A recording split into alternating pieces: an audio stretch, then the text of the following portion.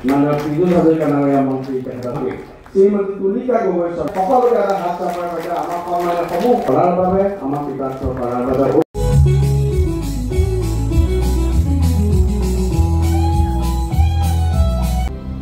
মই অসমৰ ৰাইজক মিছন বসুন্ধৰা ৩ সুবিধা লবলৈ আহ্বান জনাম। বিশ্বৰ মৰম আৰু জনতাৰ আশীৰ্বাদ সম্পূৰ্ণভাৱে সকলোৱে প্ৰত্যক্ষ কৰিব পাৰিছে আৰু এক প্ৰকাৰ নিৰ্দিষ্ট এটা অঞ্চলক বাদ দি কংগ্ৰেছ দলৰ পৰিচয় এই পঞ্চায়ত নিৰ্বাচনে নিশ্চিন্ন কৰি দিব তাক মই বিশ্বাস কৰোঁ।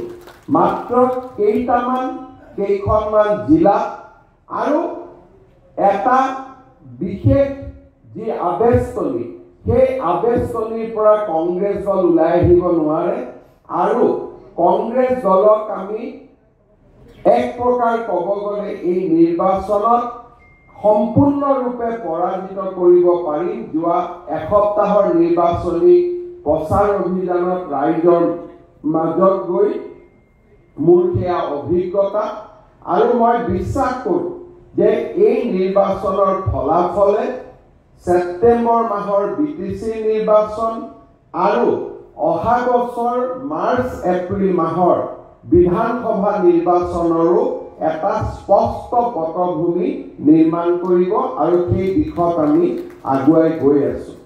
শ্ৰদ্ধাৰ ৰাইজ, ইতিমধ্যে আমাৰ দলৰ সভাপতি দিলীপ শইকীয়া ডাঙৰীয়াই পঞ্চায়ত নিৰ্বাচনৰ উপলক্ষে আমাৰ প্ৰতিশ্ৰুতিসমূহ আপোনালোকৰ আগত দাঙি ধৰিছে। আমাৰ নিৰ্বাচনী সংকল্প পত্ৰকো ইয়াত আমি উল্লেখ কৰিছোঁ। মই মাত্ৰ ৩-৪টা কথাৰে মোৰ বক্তব্য সামৰণি মাৰিম। প্ৰথম, পঞ্চায়ত আমাক কিয় প্ৰয়োজন?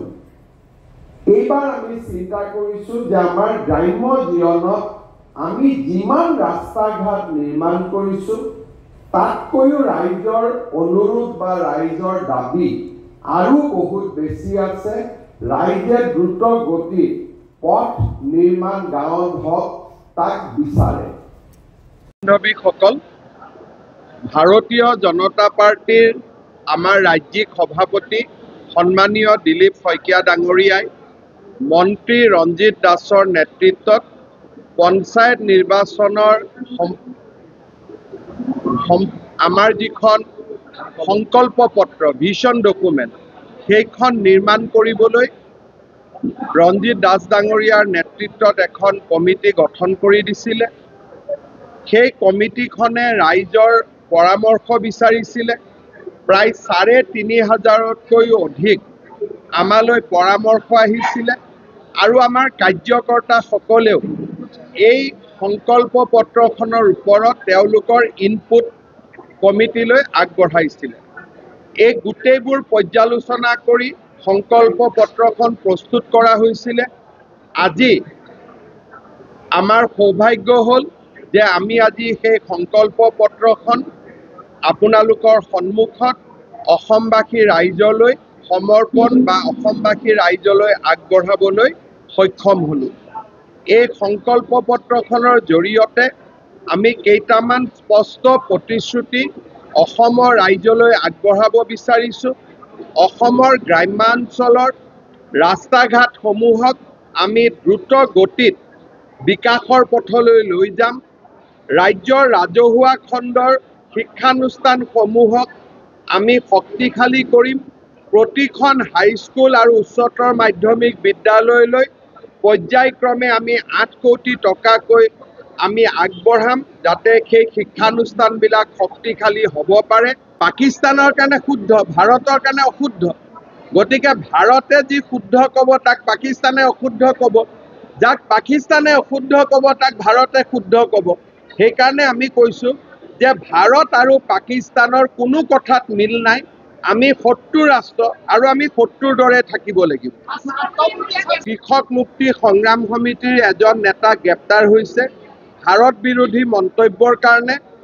যোৱাকালিও মই গুৱাহাটী বিশ্ববিদ্যালয়ত আপোনালোকক কৈছোঁ, যোনে ভাৰত বিৰোধী মন্তব্য দিব তেওঁকে আমি গ্ৰেপ্তাৰ কৰিম আৰু দৰকাৰ হ'লে নেশ্যনেল ছিকিউৰিটি এক্ট ৰাষ্ট্ৰীয় নিৰাপত্তা আইনো আমি তেওঁলোকৰ ওপৰত জাপি দিম।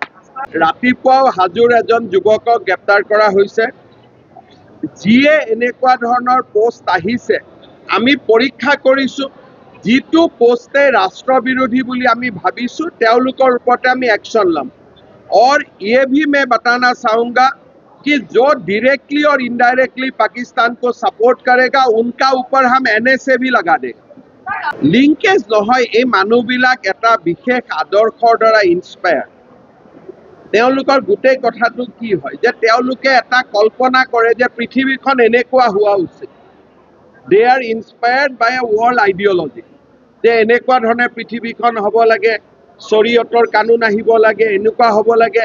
তেওঁলোকৰ বিভিন্ন ইউটোপিয়ান আইডিয়াজ আছে যিটো সাধাৰণ মানুহে সমৰ্থন নকৰে, and they are inspired by that ideology, আৰু সেইটো কাৰণে গণ্ডগোলবোৰ হৈ থাকে। ডাঙৰীয়াই অহা 5 বছৰৰ কাৰণে গয়া ৰাইজৰ সৰ্বাংগীন বিকাশৰ বাবে ডাবল ইঞ্জিন চৰকাৰ আৰু আমাৰ যি ৰাইজৰ প্ৰতি সেৱাৰ মনোভাৱ, সেই সেৱাৰ মনোভাৱবিলাক কিদৰে আমি কাৰ্যকৰী কৰিম, কি আঁচনিৰ জৰিয়তে কৰিম, গোটেই কথাখিনি খুব স্পষ্টভাৱে আপোনালোকৰ লগত ব্যক্ত কৰিলে। আমি গয়া ৰাইজক যাতে অসমৰ যি বিকাশ প্ৰক্ৰিয়া, এই বিকাশ প্ৰক্ৰিয়াৰ মূল সুঁতিত যাতে গ্ৰামাঞ্চলক চামিল কৰিব পাৰোঁ, গ্ৰামাঞ্চলৰ দীৰ্ঘদিনীয়া সমস্যাবিলাক পৰ্যায়ক্ৰমে যাতে সমাধান কৰিব পাৰোঁ, সেই সন্দৰ্ভত কেইবাটাও সংকল্প আমি বিশেষভাৱে 15টা সংকল্প আমি আজি এই সংকল্প পত্ৰৰ জৰিয়তে অসমৰ ৰাইজলৈ আমি আবেদনৰ জৰিয়তে আমি আপোনালোকৰ মাধ্যমত প্ৰেৰণ কৰিছোঁ। পূজ্য মহাত্মা গান্ধীৰ দামোদয়, আচাৰ্য বিনোৱা ভাৱেৰ সৰ্বোদয়, দীনদয়াল উপাধ্যায় ডাঙৰীয়াৰ অন্ত্যোদয় আৰু অটল বিহাৰী বাজপেয়ী ডাঙৰীয়া আৰু নৰেন্দ্ৰ মোদী ডাঙৰীয়াৰ যি আমাৰ ৰাষ্ট্ৰোদয়, এই নীতিৰে 4টা সংকল্পেৰে গয়া ৰাইজৰ হকে কাম কৰাৰ বাবে আমি আগবাঢ়িছোঁ।